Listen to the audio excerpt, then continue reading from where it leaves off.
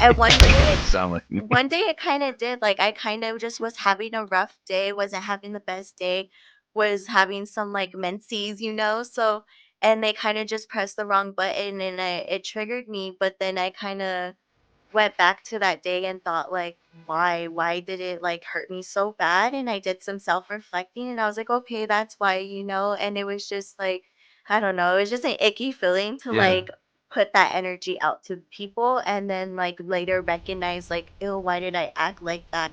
Why did I portray that version of me? And it's just I don't know, I can't be like that. I'm such a positive person and just I can't associate myself with people that are just always negative because then like it's like being with rotten fruit. Like, Yeah, this shit starts to yeah. poison me. Uh-huh. This shit's poison. Like that's the part. My energy is way more important than like a small wage.